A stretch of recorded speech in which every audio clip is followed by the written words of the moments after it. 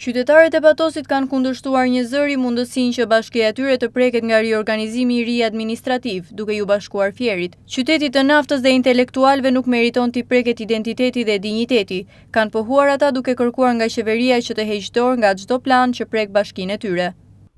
Absolutisht jo. Unë jam qytetari i vjetër i Patosit. Kam filluar punë 182 në Institutin e Naftës. Patosi ka patur institutin më të madh shkencor në Shqipëri.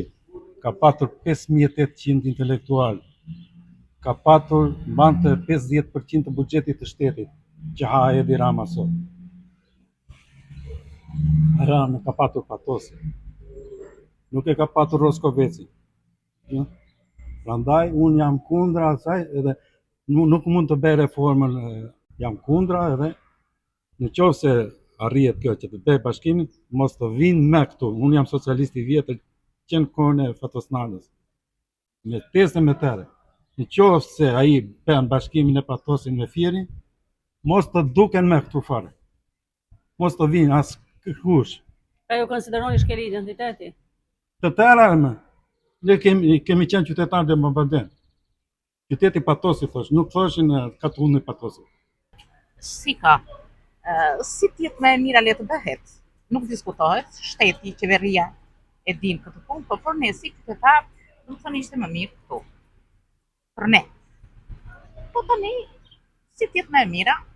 Jo, më mirë ishim këtu. Më mirë kishim këtu. Në mirë pa diskutueshme jo. Bashkia duhet të ekzistojë dhe të ofrojë shërbime për qytetarët.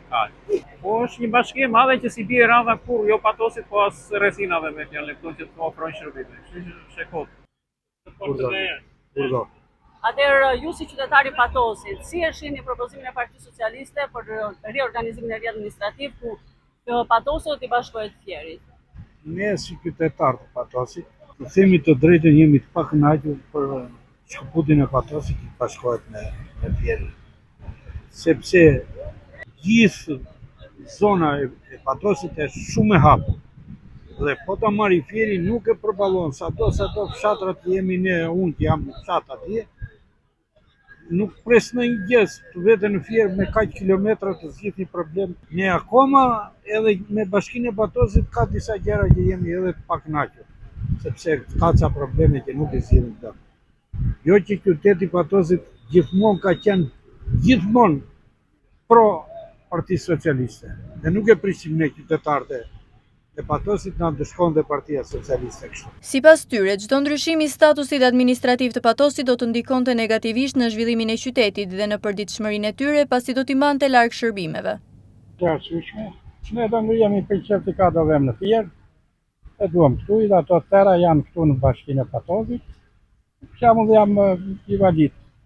Prezot na Fieri unë pas pata njëri të ditë, të duhet bashkia këtu të kesh. Kaq.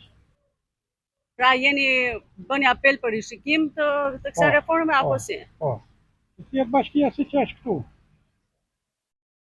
Faleminderit. Faleminderit. Shkohet Fierit. Ju si qytetar? Unë jam socialist, jam me qeverin, kam votuar për ta, edhe do votoj sa të mbjell me gjithë fisin tim.